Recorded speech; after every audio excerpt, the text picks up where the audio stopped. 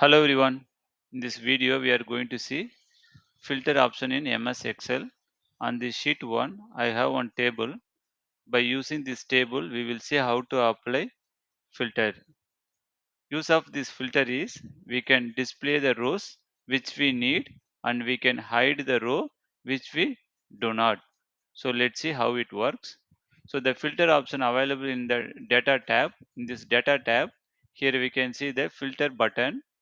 So by using this filter button, we can apply the filters. So on this table, I am going to select the first row and then I am going to click this filter button. Here we can see the arrow buttons available. Okay, so in the arrow button and the C column, I am going to select this arrow button. Here we can see all the names already selected. If we want any individual name, we can select by one.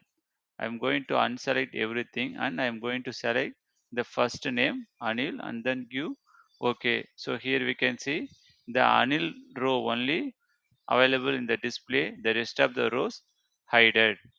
So if you want to see all the name, here we can see the clear button. Just to click the clear button. For that, we can see all the names. If you want to remove this filter arrows, again we need to click the filter button. For that, we can remove the filter option. Also, one more option available to apply the filter. So here we can see Control plus Shift plus L. So this is a shortcut for to apply the filter. So I am going to press Control plus Shift plus L on the keyboard. Here we can see the filter automatically applied. Also, if you want to remove the filter, the same function, press Control plus Shift plus L. We can see the filter removed.